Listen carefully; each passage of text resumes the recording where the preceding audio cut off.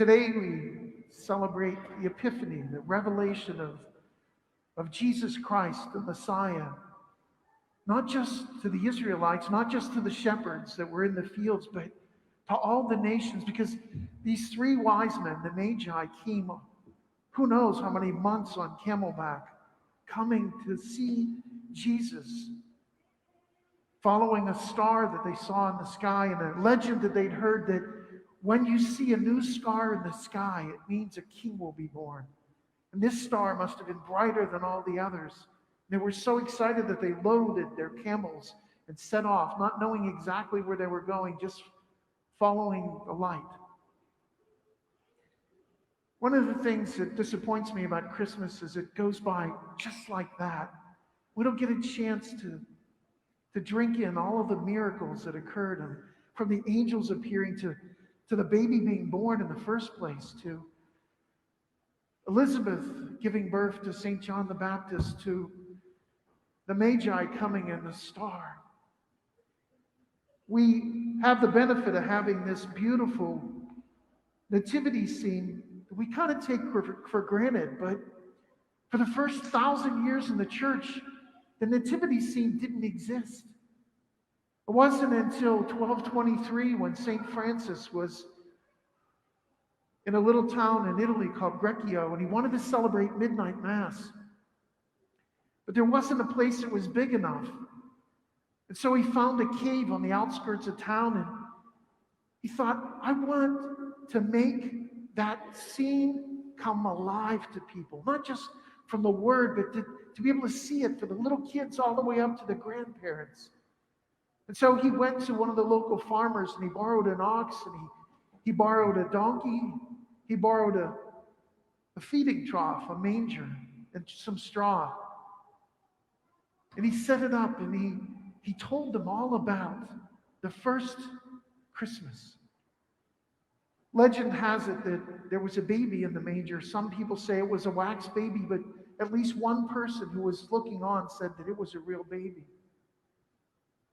Every year after that, from that time in 1223, we celebrate by setting up this scene, the manger scene, with the three kings and the shepherds and Joseph and Mary and the baby Jesus.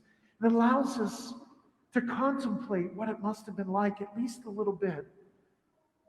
That was his gift to 800 years later. We're still celebrating in the same way that gift that St. Francis left to us.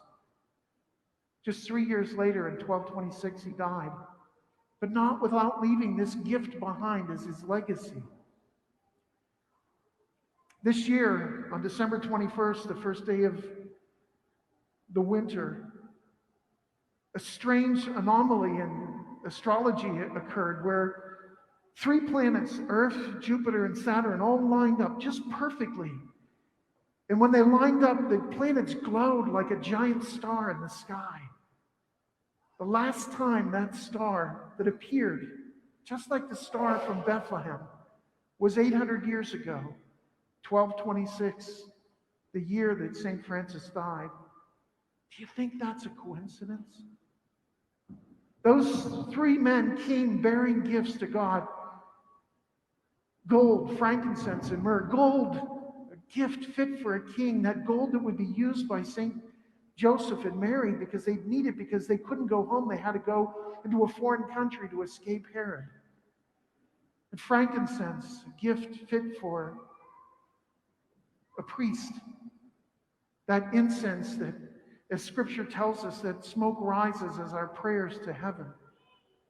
And myrrh. Myrrh, that this is a precious oil that's used to anoint not only the priest, but also the kings. And it's also used back in his day to anoint those people who died. Those three gifts. I don't ever remember being or seeing a group of parishes where people use their gifts more than in this parish grouping, whether it's the people that Our Lady of Peace and all of the volunteers making strudel and making fish fries and all of the other things that they do. Or St. John the Baptist with their legendary pierogi, or Good Samaritan doing all of their bake sales and their festival. That people come to from states all around, where all of the people that volunteer here, it's just mind-boggling when you look at the website, all of the people that use the gifts God has given them and share them with the church by sharing them with other people who really need those gifts. But in each parish, there's always a handful of people that go way above and beyond the call of duty. And Our Lady of Peace, there's not one Cindy, but two Cindys that are always there helping out. And St. John the Baptist, there was Bill Cahalan, who set up for virtually every Mass. Good Samaritan, well, here, there was a Walter Scheller, who was here all the time, setting up, doing things here at the parish. And the Good Samaritan, there was a man named Lynn. Lynn worked behind the scenes doing all kinds of little things, from polishing the brass up to fixing things that we'd broken. This past year, he worked on 3 projects, 3 gifts. One of the gifts was a manger set up just like this, with a wooden roof with slats on the roof that he made for his wife and set it out a few weeks before Christmas. The second gift was working on a crucifix of Father Jack's that I broke. I bumped into it on the hallway, and one of those things where time stands still, and all of a sudden you hear this clunk. And I super glued it together and told Father Jack, and I couldn't fasten it back to this beautiful cross. There were little dowel rods, and I thought, Lynn can fix it. Lynn can fix anything. He even fixed our tabernacle that the locksmiths just gave up on.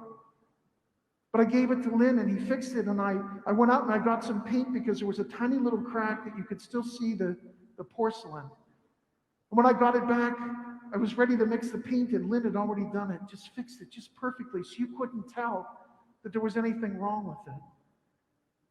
The last thing he did was the censer, the thing that holds the incense. He completely refurbished it and polished it up like it was brand new. Week and a half before Christmas, Lynn blacked out in his living room. They called an ambulance and called me, and I rushed down and was able to anoint him. 2 days later, about a week before Christmas, he died. But not without leaving those 3 gifts. That manger set that will be around for generations yet to come. That crucifix that was something that was 30 years old that someone gave to Father Jack, and he said he treasures it even more now. Not that it wasn't treasured before, but now when he looks at it, every time he sees it, he'll think of Lynn, whose hands meticulously healed the wound in Jesus' leg. And that censer that he did, the first time it was used was by Bishop Zubik when he incensed Lynn's coffin. There are so many people who have given so many gifts to the church, and those gifts aren't just something that gets used up and discarded.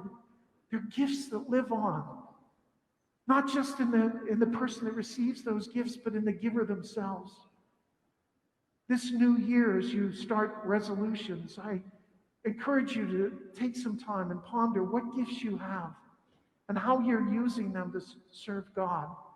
And I don't think there's any way you could better serve God than to do what the wise men did. They came and they spent some time kneeling before Jesus himself. What greater gift could you give to your children than to teach them to come, even for 5 or 10 minutes, once a week, and kneel before the Lord, to give him a homage, to give him thanks for all the gifts he's given us. If you give that gift to them, share the story of the Magi. Share that gift of following the star, following the light of Christ. I can't imagine any other gift that you could give to them that would be more precious, because that gift will live on long after you're gone, and maybe even be passed on to generations yet to come.